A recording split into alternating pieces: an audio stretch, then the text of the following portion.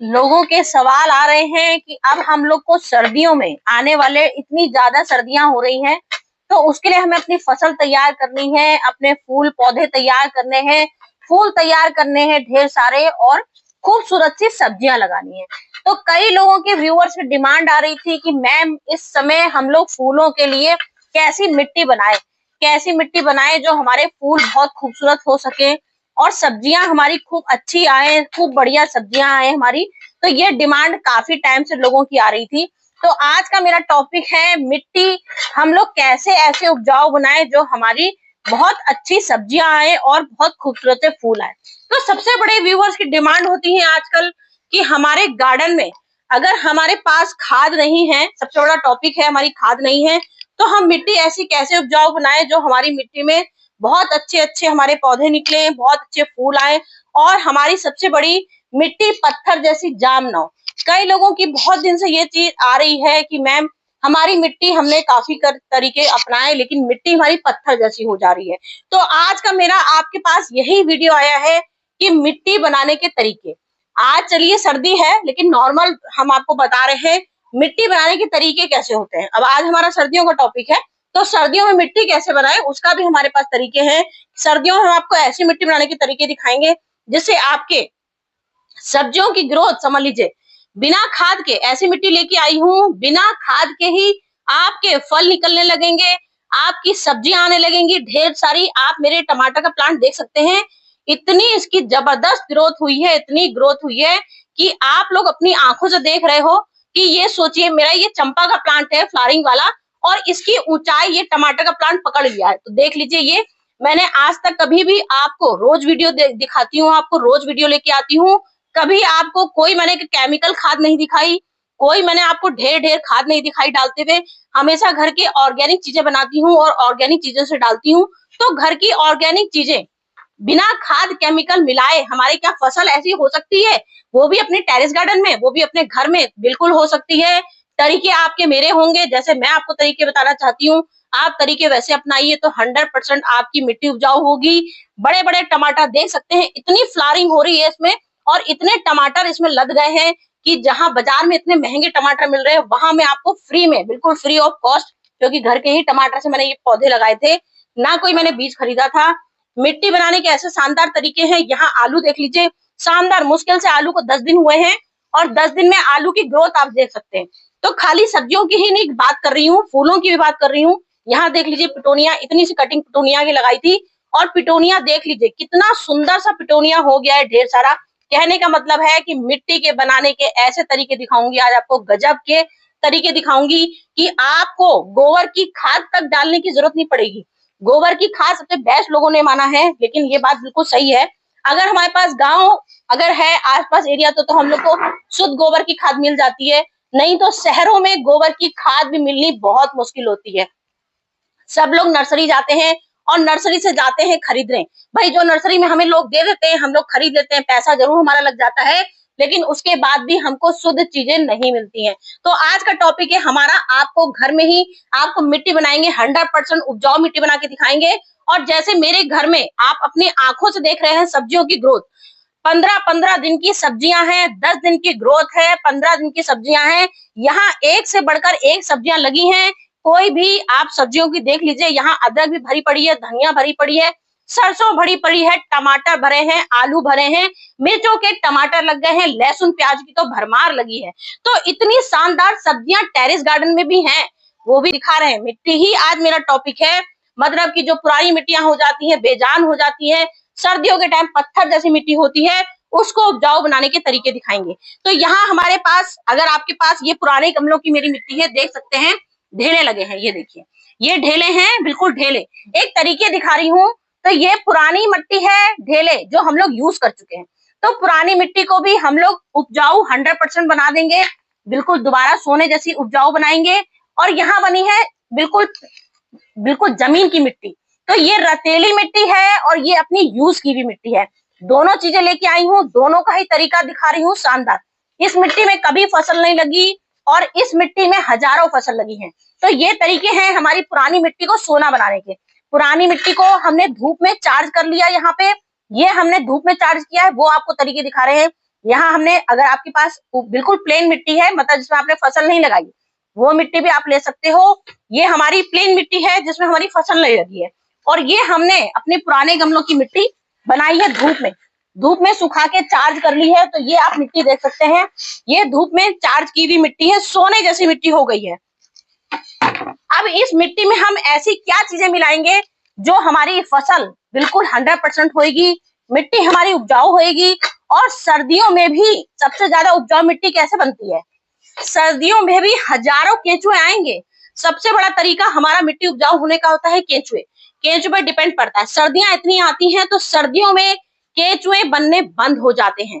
तो हम आपको दिखाएंगे आज सर्दियों में भी केंचुए कैसे बनाए जाते हैं, क्योंकि घर में हम आपको ऐसी चीजें दिखाएंगे जो आपको बाजार से कुछ भी नहीं खरीदना है। यहाँ देखिए, मैंने ये लिया है, आप इसका सोच सकते हैं, विश्वास नहीं कर पाओगे, ये मैंने ले रखा है जो हमारे घर में दिवाली की खीलें आती हैं, वो हमारी रखी थी महीने भर से, और इसमें इतने घुन पड़ गए थे, इतने घुन पड़ गए थे। तो ये हमारी घर के लिए तो बिल्कुल बेकार हो गई, लेकिन मिट्टी के लिए ये हमारी सोने जैसी उपजाऊ मिट्टी बनाने के लिए खीलें हो गई हैं। चावल की खीलें बनती है, और चावल मैंने आपको बताया है हर गमले में आप महीने में 20 दिन में एक मुट्ठी चावल जरूर डालिए। चावल डालने से सबसे बड़ी मिट्टी हमारी सोने जैसी बनती है, उपजाऊ मिट्टी होगी, उर्वरक मिट्टी होगी। मिट्टी के अंदर इतने केंचुए होंगे जिसका आप लोग अंदाजा नहीं लगा पाओगे, क्योंकि जिसने ये मेरी वीडियो देखी थी उसको मालूम होगा कि हमारी एक मुट्ठी चावल डालने से क्या अंतर आया। तो आज मैं आपको उपजाऊ मिट्टी बनाने के तरीके दिखा रही हूँ। यहाँ मैंने ले ली, आप इसकी जगह पुरानी खीले नहीं है, कोई बात नहीं, घर में सबके चावल होता है, जिसके कंट्रोल का चावल आता है उसका भी चावल ले सकते हैं, या जो सस्ते चावल जो आते हैं, मोटी भाषा में बता देती हूँ, जो सस्ते चावल आते हैं तो लोग उसका भी उपयोग करते हैं, जो हमारे घर में किसी काम के नहीं होते हैं।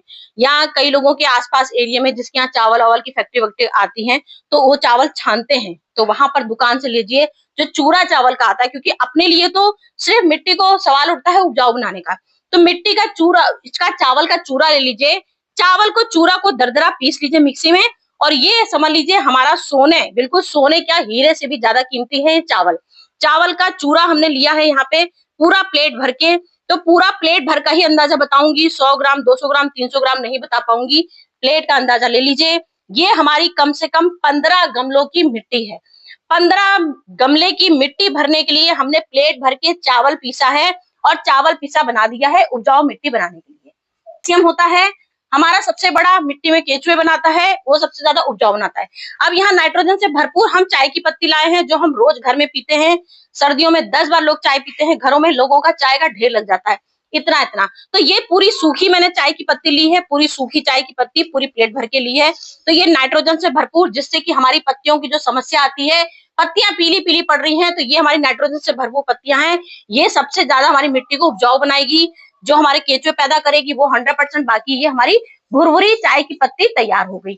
ये भुरभुरी चाय की पत्ती तैयार हो गई, सूखी हुई बिल्कुल पत्ती है, यहाँ हमने पत्ती मिला दी।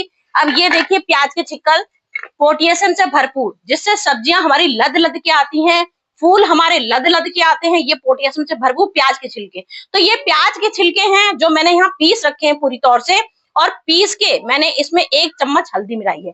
हल्दी हमारी एंटीबायोटिक होती है, एंटी फंगल होती है, जिससे कि हमारी मिट्टी में एसिडिक बनती है, और मिट्टी में जो भी बीमारियां होती हैं, एंटी फंगल मतलब कि मिट्टी में बीमारी दूर करने की शक्ति होती है, तो वो प्याज में भी शक्ति होती है। प्याज से भी हमारे कीड़े मरते हैं, जो बैक्टीरिया खराब वाले होते हैं, जो मिट्टी को डेड कर देते हैं, उसमें प्याज में बहुत शक्ति होती है। तो ये प्याज हमारी मिट्टी को गजब की 100% बिल्कुल कीड़ों से मुक्ति दिलाती है।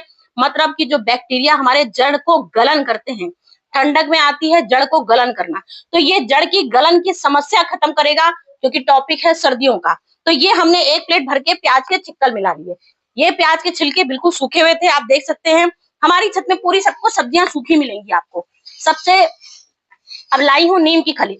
नीम की खली का भी वही चीज होता है हमारी मिट्टी। अगर आपके पास प्याज के छिलके नहीं है कोई बात नहीं, आप नीम की खली ले सकते हैं। नीम की खली मतलब कि मेरे घर की ऑर्गेनिक, मेरे पूरे छत में आपने देखे थे, पूरी छत में नीम की पत्तियां फैला रखी थी। महीना पत्तियां सूखती हैं, उसके बाद ये मैं नीम के पत्तियां मिक्सी में पीस के बना लेती हूँ उसका पाउडर।